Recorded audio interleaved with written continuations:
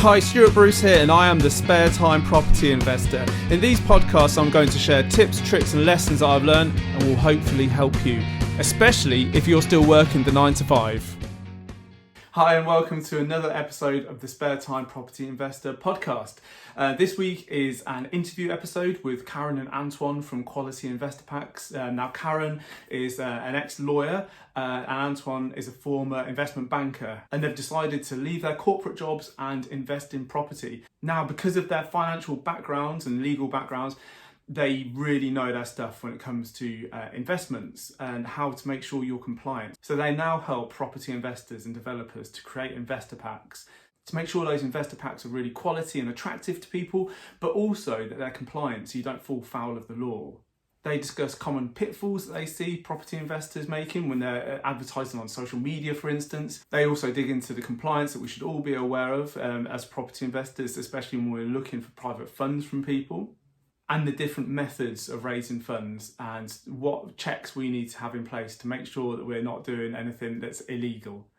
This is genuinely a really, really good episode, and I think there's some information in here that I've not heard other people discuss.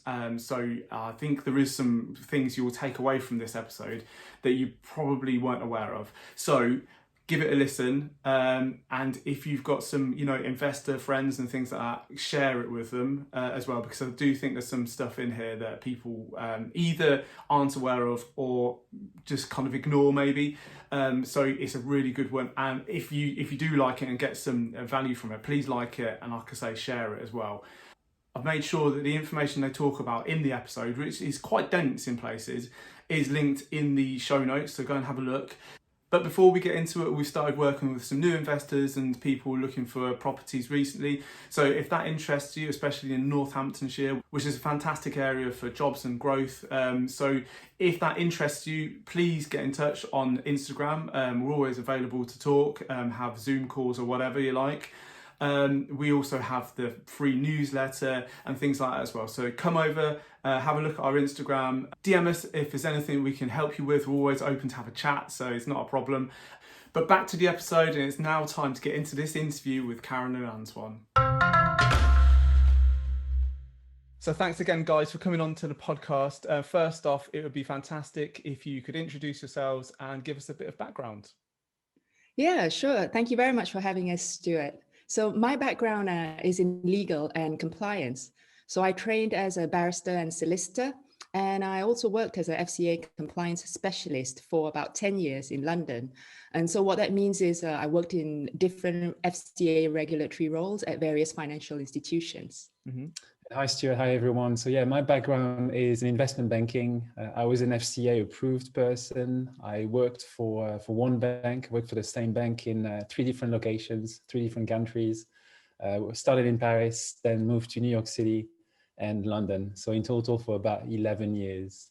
Wow. Okay. So you both had very, very, very impressive sounding careers. So going from that, so what's first kind of made you think about property investment?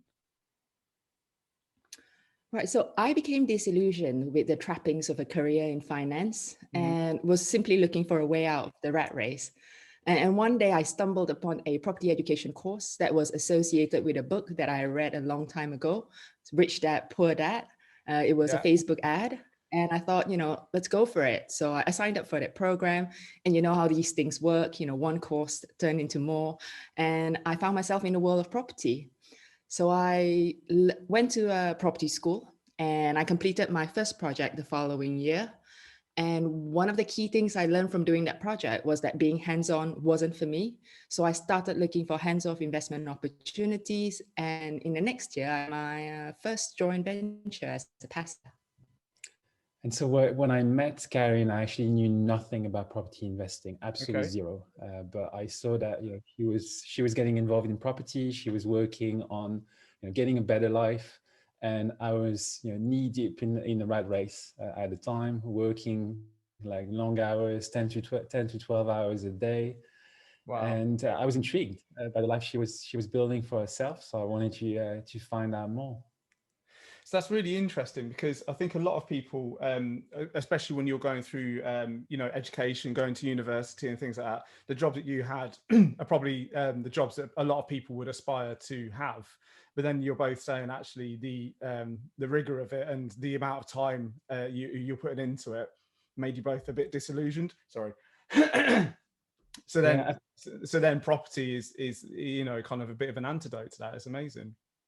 yeah, absolutely. I mean, for me, at least, I realized at some stage that working 10 to 12 hours a day was not really sustainable in the long term, and more importantly, not enjoyable at all. So, Yeah. it's fun when you're in your 20s, when you're in your early 30s, but then you reach an age where you think, okay, there's got to be something better to do with with my spare time and all of that. So yeah, that's when you have that light bulb moment. Absolutely, absolutely. So Caryn, you've already said about finding Rich Dad Poor Dad, doing courses, and then getting your first couple of properties. But how did you start ramping up to earn enough money to start replacing your income? Right. So what I actually did was I wanted to become a smarter property investor. So I was juggling a corporate job while doing property on the side. And I thought, how could I completely immerse myself in the property world? And so what I did was I took the step to leave the corporate world behind, and I started doing consultancy work for a range of property businesses. Oh, okay. So my first role was with a property developer for a couple of years. And I was basically the developer's right-hand woman, so kind of doing everything and anything at that company. And one of the things I did for the developer, amongst many other things, was I was helping to prepare investor packs for their projects. Since then, I've also done some work with a property crowdfunding platform where I reviewed their investor packs to ensure they were FCA compliant. And I also help a prop tech company and property investment fund with their investor packs. Okay. So like you say, you really immersed yourself into that world, which is fantastic. I thought it would be a good way to really learn more about property, because I knew I wanted to be a passive investor investing in property projects, but I only had a very basic level of knowledge, which was acquired at property school. And I needed to learn more to become better at it. Okay, that's really cool. So you've talked about investor packs, and this is one of the things you are really focused on at the moment, I believe. So how do investor packs help other people build their portfolios? Like it sounds like they've helped you build yours. So the way quality investor packs came about is because we were looking for investment opportunities. We were looking to work with investment partners and do investments together. And we realized that a number of people in property don't know how to communicate well with investors like ourselves. Mm-hmm. So I experienced it firsthand. I left my banking job in July 2019, and I thought that we would be fully invested within just a few months, just building some relationships, doing some due diligence, and seeing some great projects and investing our money. But I mean, the reality could not be further from our expectations. We've basically come across a number of I mean, we've had talks and Zoom coffees and all of that and chats, face-to-face chats with a number of people. Yeah. And most of the time, they were falling short of our expectations in terms of what we needed to know to be comfortable investing with them. And the investor packs was probably the best example of that. And we've come across a number of investor packs that were just raising more questions than providing answers. So we started helping people with their investor packs, and this is something that's helping us to build deeper relationships as well with our clients and the people that we work with to get to know them better. Yeah, so that's really interesting. And I think because of your backgrounds as well, you both come from very highly regulated backgrounds in terms of how people present their investment opportunities, I would imagine. So when you think about that, about how your work looked like when you were in investment banking and the legal services and things, so how do they compare in terms of professionalism, clarity of thought, all that sort of business? Is it kind of night and day? Is it very stark, the contrast? I would say, I think, Stuart, you've hit the nail on the head there. So having come from a corporate environment, we were both really used to having all the relevant information provided to a certain standard. Mm-hmm. And it came as a little bit of a surprise to us to learn that that was not going to be the case in the property industry. You know, having said that, I think people in property come from all sorts of backgrounds, and, you know, therefore they did not necessarily have the corporate or finance know-how to put together a professional investor pack. And that's one of the things that we enjoy about being in property, is getting to meet all these different people from different backgrounds. Yeah, absolutely. So, And I think that is a really important point to just to focus on for a second. People do come from very, very different backgrounds in property, don't they? Yeah, and I mean, everyone's got a different skill set, and there are people really, really good at running projects, finding projects, and making sure they deliver on these projects. But they may be lacking presentation skills, pitching skills, or the compliance knowledge to talk to investors in a way that's compliant and that's legal. So that's where people like us come in and can help property developers and investors. Absolutely. So then, thinking about the investment packs, then, so what kind of common pitfalls do you see people making when they're putting together their investment packs? that's an excellent question. We actually have an entire presentation on this, but I think Antoine can give you a brief overview of the top few mistakes that we come across. Yeah, so typically the most common mistakes people make is, so number one is starting to look for money too late. Most people actually wait until they have a project and they're kind of desperate to get the funding to start looking for investors. Most of the time, you're going to put yourself under a lot of pressure by doing that, and you're going to make your investor feel the pressure as well, feel the urge. Mm-hmm. And investors do not like to be rushed into parting with their money. So that's definitely the last thing that you want to do. So, when you're looking for deals, start looking for investors as well. The best time to look for investors is before you need the money. So that's one of the most common mistakes. There's also asking for money too soon. That's another mistake that people make. They would just meet someone, and for the first time, very early on, they would ask these people for money. Okay, there you go. I've got this great project. Do you want to invest? It's like you're dating someone, I was just and going to say, at the end of the first day, you're proposing marriage. That's very, pretty much very, very hot and heavy on the first conversation, isn't it? My word. Yeah. And again, most of the time it's not going to work, because people want to know you. They want to make sure that they know enough by you, and they like and trust you as well before they want to jump into a business relationship with you. Mm. And one mistake that we see a lot as well is an all-in-one investor pack. So we know that a lot of people use their investor packs to promote themselves, to promote their deals. And what we see a lot is just a long document, like 15, 20, 25 pages long document that's got a bit of everything in it. Information on your background, on your experience, on you, on your project, and a live project. And this kind of document is just overwhelming. You're asking someone that you've potentially just met to digest a significant amount of information. And we've even seen 43 pages long investor packs. You want to get your investors excited about reading the information that you send them. So make sure that it's short and sweet, and they're actually really attracted to the investor pack that you send them. Absolutely. So it sounds almost like the stages from what you're saying there, in terms of building relationships, kind of making sure people like and trust you, like you were saying, and then start introducing the idea of investing. Maybe, I don't know if that's kind of a process that you kind of recognize. Oh yeah, absolutely. I mean, that's what we advocate, that working with a private investor is no different to building a relationship as you would in normal life. So either a romantic relationship or a friendly relationship. you always start out with getting to know the person, kind of developing the relationship as it goes along by working out if you have common interests, if you like doing the same things, before you move to that stage where it's like, would you like to move in together, or perhaps would you like to get married?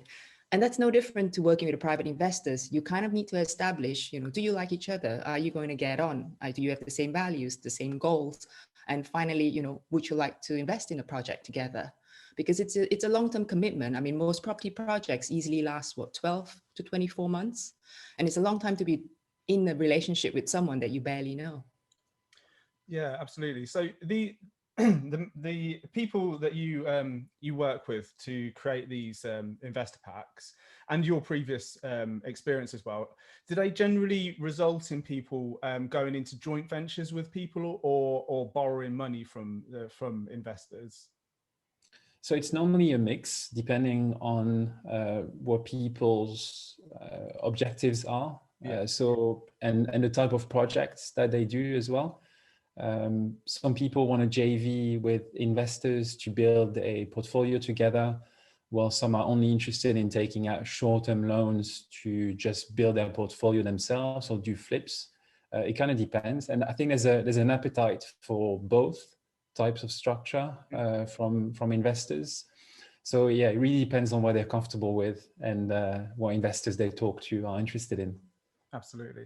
But I'm sure there's different considerations for joint ventures and lending private money, and making sure, like you were saying about earlier, making sure that everything's compliant and legitimate as well. I mean, we had one client that was really successful upon using the investor pack that he had created. He sent it out to his small group of investors, and he managed to get his investment, his deal funded immediately. And what he is now planning to do is to use crowdfunding to use the resources of the other investors who were interested but missed out on a deal, because crowdfunding allows you the ability to pool the investors' money together. And so rather than making maybe each investor wait in turn, because it often takes quite a while to find a project, he's saying, I'll use crowdfunding and all of you can get a piece of it. So, you never know kind of how it starts turning out, but this was a story from one of our earlier clients. That sounds like a very creative way of pooling people's money in that. Yeah, that sounds very good.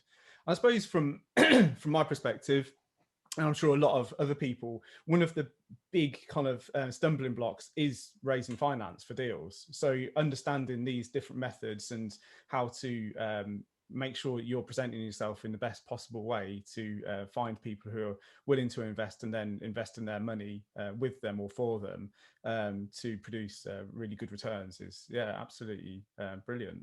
I really like the idea of it. So at what point, so when we're thinking about private funding then, so either joint ventures or borrowing money from people for projects, why should people consider that rather than something like a mortgage or bridging or any other kind of standard ways of buying properties? Right. So, I think at some point in their property journey, most property entrepreneurs who want to grow will need to think about getting funding from investors. So it could be, they've run out of their own money, or they didn't have any or much of their own to start with. We feel that finding money is an essential part of property investing. And so what we really advise people to do is to leverage other people's money, private investors' finance as much as possible. So lenders like bridging companies and bank can be very useful and should be used, when it makes sense. However, what we see people struggling the most with is the equity, the deposit part of a purchase. And that's where people run out of money. That's where people struggle. And that's what the bridging companies or the banks can't help you with. But they want to see that you've got that money for them to lend you. So that's where having the ability to confidently raise funds from private investors is going to allow you to grow your business, is to access the equity or deposit side of your funding structure to make sure that you can get the deals over the line. Absolutely. It sounds really important. And yeah, you're right, absolutely bang on with the deposit side of things, because it is it's very capital intensive, isn't it? Property, it's you need chunks of cash to move on. And I suppose this as well, it's not just about the ability to grow, it's the speed of growth as well, isn't it? Absolutely. And so talking about crowdfunding just earlier in the conversation, and that's one thing a lot of people are unaware of. There's a particular type of crowdfunding that's called equity-based crowdfunding. And these are platforms that help you specifically with the equity side of the funding structure. So they help you raising the deposit for your property purchase. Absolutely. So, okay, so sorry. A lot of people, I see a lot of people online, Instagram, Facebook, and things like that, putting out, you know, potential deals for people and saying, you know, you can get this return on a property, all these bits and pieces. And I would assume from your backgrounds, that would seem a little bit, I don't know, it seems a little bit cowboy potentially. So could you go into a little bit about things like PS 13/3 and other kind of pieces of legislation that people need to be aware of when they're advertising potential property investments? Yeah, happy to do so. So just earlier, I touched upon the mistake of sending an all-in-one investor pack, you know, that 15, 20 or 20 pages long document, and you know, saying that it was overwhelming, it was too much. There's another reason why it's a mistake. It's because it's in breach of the FCA, so the Financial Conduct Authority rules on financial promotion. And so the same applies to promoting a deal on social media, for instance. Mm-hmm. Basically, you asking for money, so asking a prospective investor to invest in a project is regarded as a financial promotion. And making a financial promotion is a regulated activity. So in short, you cannot make a financial promotion to just anybody. So there are typically two categories of investors that you can make a financial promotion to, and they are high net worth or sophisticated investors. And so it's the responsibility of the developer, of the fundraiser, to make sure that the people that you're talking to are high net worth or sophisticated investors before you ask them to invest in a project.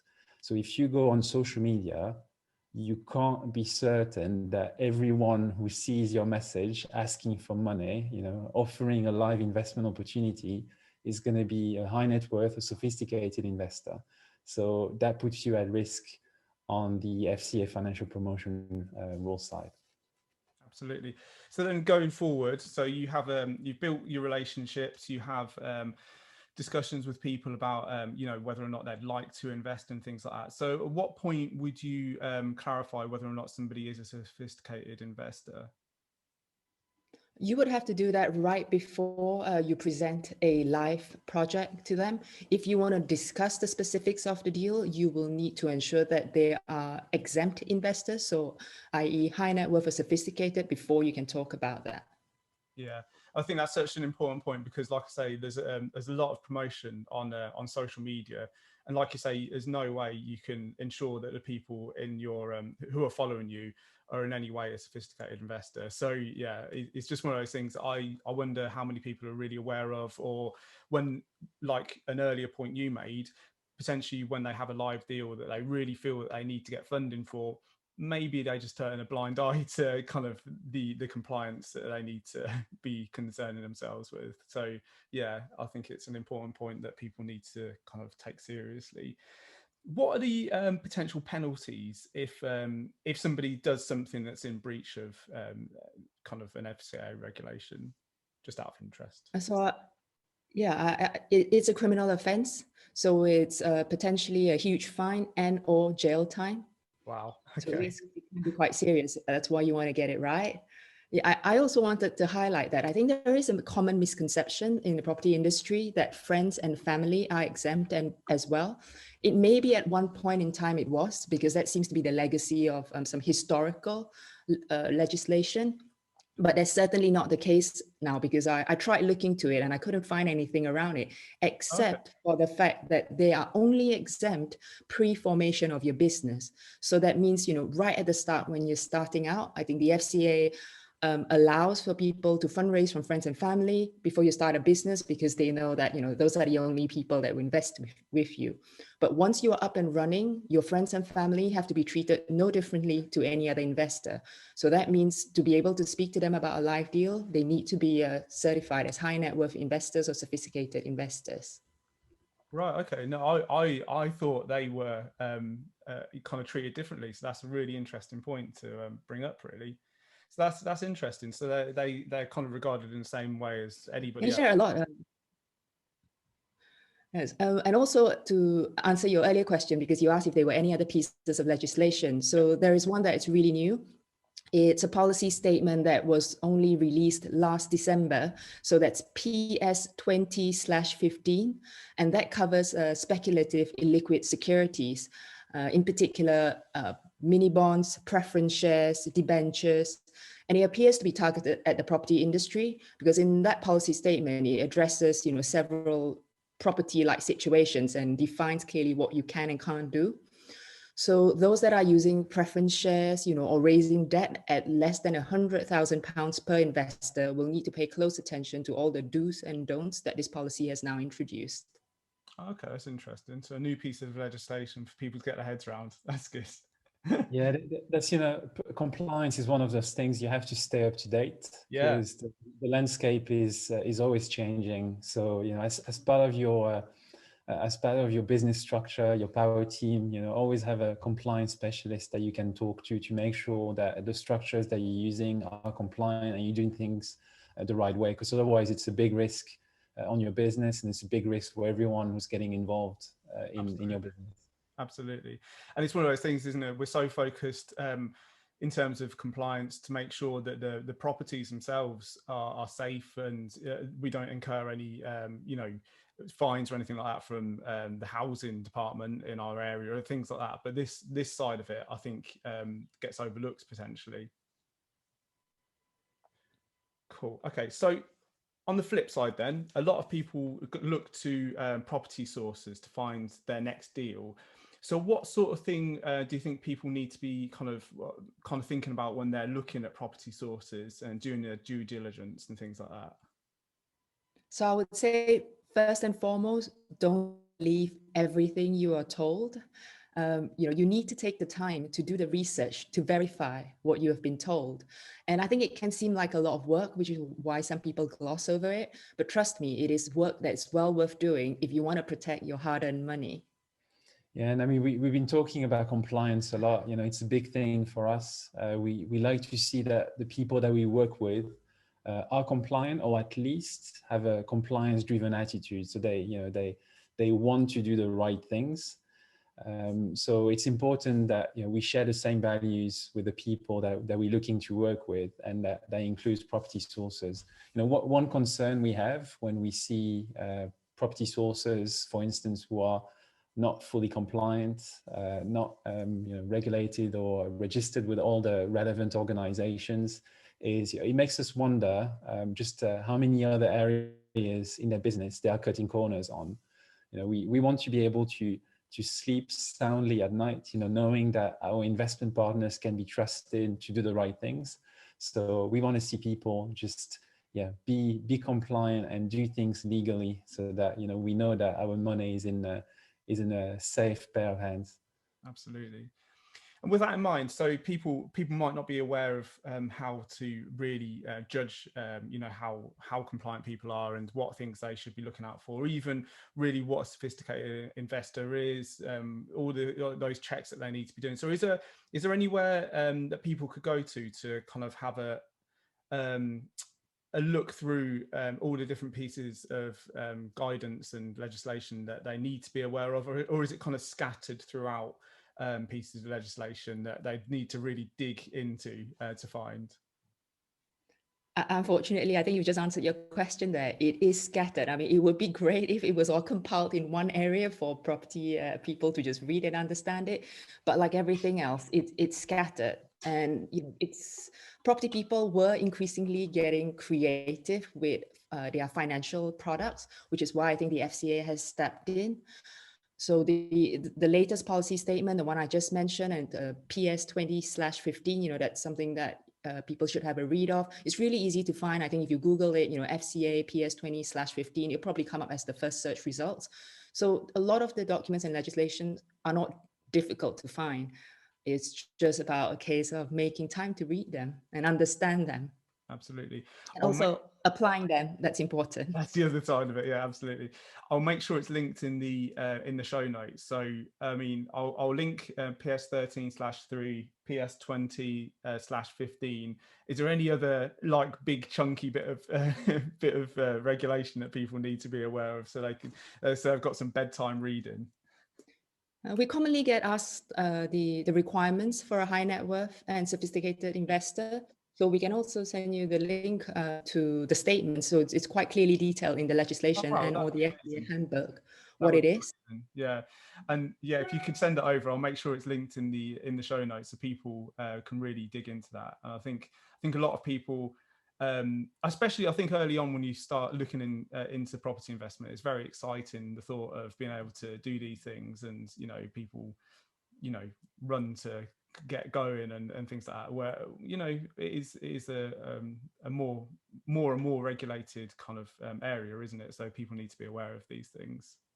Yeah, I mean, and these are very simple steps. Your checklist when it comes to making sure that you stay on the right side of compliance is, I mean, to be honest, is fairly short. There are not that many things that you need to be aware of that you need to do. So yeah, it's just a few simple extra steps that you need to add to your process when talking to private investors. That's fantastic.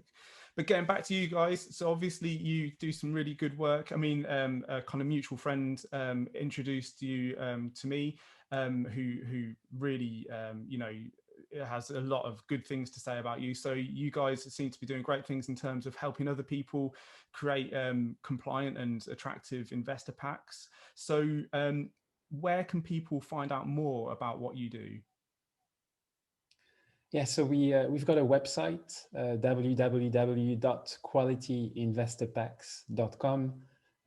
If you go on our website, we've created a template, a Quality Investor Packs template to help property entrepreneurs, so whether you're a developer, investor, sourcer, to help you with your fundraising efforts. So the template is going to give you details of different components that make up the pack. And it's also going to give you the purpose, format, high-level content for each component, each document, and how to best use the investor pack. So yeah, go on the website, www.qualityinvestorpacks, and you can download it there. And also, please connect with us on social media. So we are on Facebook, LinkedIn, Instagram. So if you go to our website and under who we are, you will find the links to our social media profiles. So with a one click, you can connect with us on all social media platforms. Alternatively, you can also contact us via our website. There is a contact form and our email address at the bottom. That's fantastic. And I'll make sure it's all linked in the show notes. So that's brilliant. Thank you so much for coming on to the podcast. That's been really interesting. And I think for a lot of people, this will be a different view of property, because people, like I said, people get very excited about these claims that people can replace their income within a year and go off and swan about on a yacht for the rest of their lives and things like that. But there is the brass tacks of actually making that happen in a compliant way and being able to have the credibility going forward when you're looking for financing for your next projects and things like that. So it's been absolutely fantastic having you guys on. No, thank you very much for having us today, Stuart. It's been a great chat. That's been great. Thank you so much. I hope you agree that was a really, really valuable interview with Caryn and Antoine. Loads and loads of experience and a different background to a lot of people in property. They come from very, very regulated industries that has a crossover with property. And I really hope there's some information in this episode that's given you a better awareness of what we need to do as property investors to make sure that we're compliant. If that is the case, please share it, please like it, and please remember to subscribe to the podcast. But that's enough for me for this week. Best of luck, and I'll see you again next time. Thank you so much for listening to my podcast, and I really hope you enjoyed it. If you have, please leave me a 5-star review to help other people find it, and don't forget to hit that subscribe button.